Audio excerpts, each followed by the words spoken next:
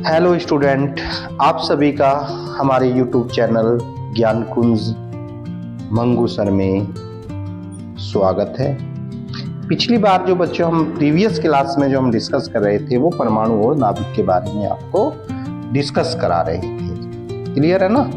आज जो हम उसके और वहाँ पे हमने जो इसके इम्पोर्टेंट क्वेश्चन पॉइंट्स हैं, कंसेप्ट्स हैं और वेरी शॉर्ट क्वेश्चन किए थे। आज जो हम क्वेश्चन करेंगे इसके वो करेंगे short answer type question first. और इसमें सबसे पहला जो क्वेश्चन है बच्चों वो है कि रदरफोर्ड के परमाणु मॉडल और बोर मॉडल में क्या अंतर है। और आपसे ये भी पूछ सकता है कि बोर का मॉडल रदरफोर्ड से क्यों ज्यादा श्रेष्ठ है। और ये क्वेश्चन आपका जो आया है वो 2022 में पूछा गया है। कब आया है बच्चों? 2022 में ये क्वेश्चन आपका आया है। तो करते हैं स्टार्ट। सबसे पहले बच्चों रदरफोर्ड के मॉडल के अनुसार क्या था कि इलेक्ट्रॉन नाभिक के चारों ओर,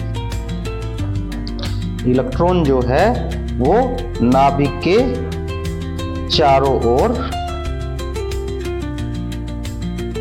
किसी भी कक्षा में घूम सकता है।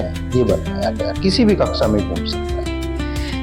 इससे प्राप्त स्पेक्ट्रम सतत होता है क्योंकि इलेक्ट्रॉन सभी आवर्तियों की तरंगें उत्सर्जित करता है। क्लियर बात है। फिर आया बोर का मॉडल। बोर मॉडल ने क्या बताया? बोर मॉडल ने ये बताया कि इलेक्ट्रॉन केवल उन्हीं निश्चित त्रिज्या वाली कक्षाओं में घूम सकता है जिससे निश्चित कक्षा वाली यानी जिसमें निश्चित त्रिज्या वाली कक्षाओं में घूमेगा। इससे प्राप्त स्पेक्ट्रम जो है असतत होगा। जबकि उन्होंने बताया सभी में, लेकिन वो कह रहे निश्चित कक्षाओं में ही घूम सकता है, निश्चित त्रिज्या वाली कक्षाओं में घूमेगा। और फिर क्या हुआ बच्चों? और इलेक्ट्रॉन केवल उन्हीं कुछ निश्चित आवर्ती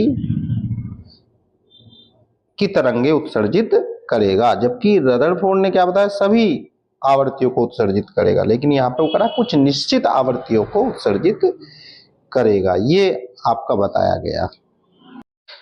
अब नेक्स्ट क्वेश्चन जो बच्चों हमारा आता है, नेक्स्ट क्वेश्चन है कि परमाणु में इलेक्ट्रॉन की स्थायी कक्षा किसे कहते हैं और इसकी शर्त भी बताइए।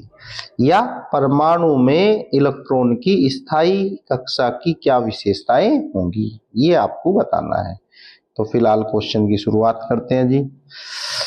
स्थायी कक्षा क्या होती है बच्चों? स्थायी कक्षा इलेक्ट्रॉन की वो कक्षा होती है जिसमें इलेक्ट्रॉन घूमते हुए ऊर्जा का उत्सर्जन नहीं करेगा। यानी जब वो किसी कक्षा में घूमेगा बच्चों तो वहां से कोई ऊर्जा उत्सर्जित नहीं होगी। उसी को हम कहेंगे स्थायी कक्षा। स्थायी कक्षा की शर्त क्या है कि किसी भी स्थायी कक्षा में घूमने के लिए जो उसका कोणीय संवेग है J = mvr, क्या है बच्चों? J यानी mvr, वो h/2π का पूर्ण गुणज होना चाहिए। यानी mvr = nh/2π। ये हमारी दो कंडीशन है कि कब वो स्थायी कक्षा किसे कहेंगे और स्थायी कक्षा में घूमने के लिए उसे क्या कंडीशन फॉलो करनी है। तो बच्चों नेक्स्ट जो हमारा क्वेश्चन है वो क्वेश्चन बड़ा इंपॉर्टेंट क्वेश्चन है। क्वेश्चन है कि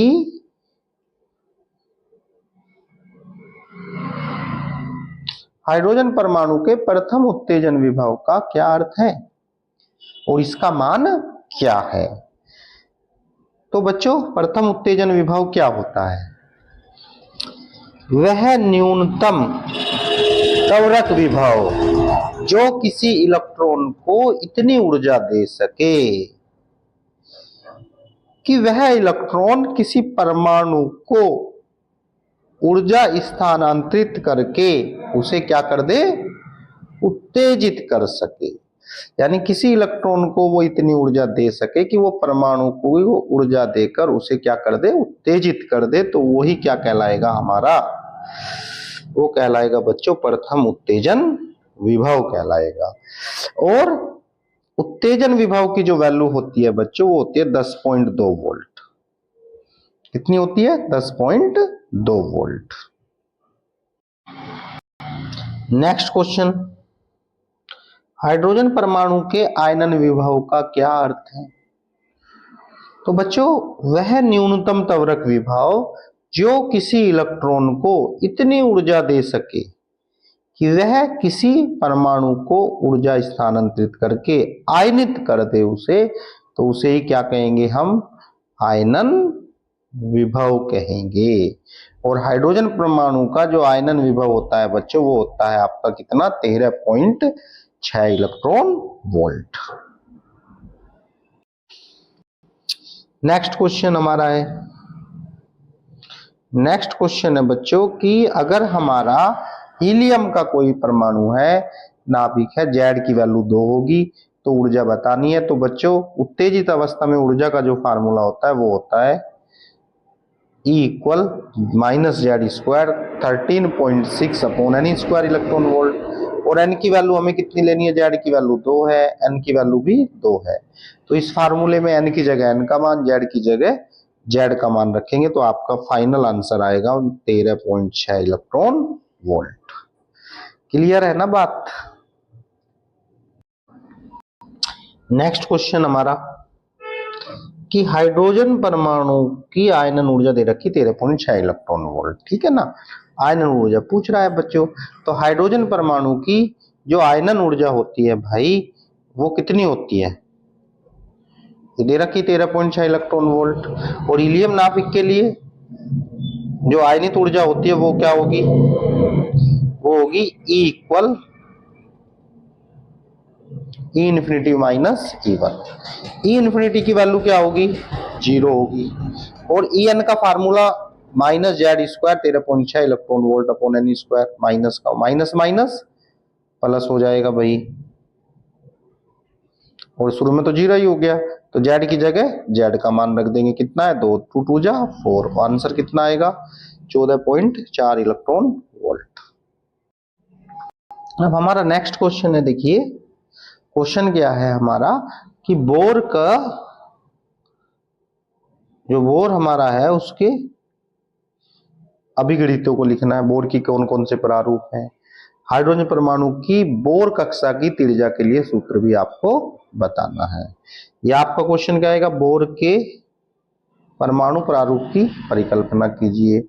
यह क्वेश्चन आएगा कि बोर के परमाणु मॉडल के आधार पर सिद्ध कीजिए परमाणु की स्थायी कक्षाओं की त्रिज्याएं मुख्य क्वांटम परमाणु की स्थायी कक्षा की मुख्य क्वांटम वर्ग के अनुक्रमानुपाती होती है, यानी E अनुक्रमानुपाती यानी स्क्वायर, R अनुक्रमानुपाती यानी स्क्वायर।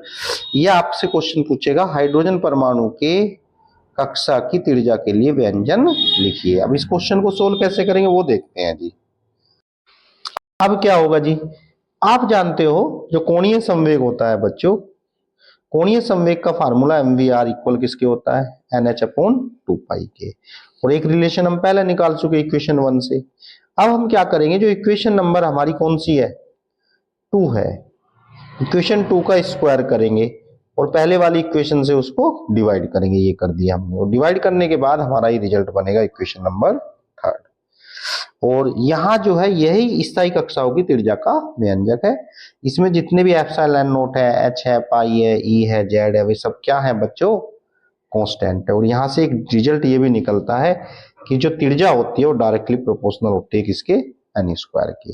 यानी स्थायी कक्षाओं की त्रिज्याएं उनकी कक्षा संख्या अथवा क्वांटम संख्या के वर्ग के अनुक्रमानुपाती होती हैं। क्लियर बात है इतनी?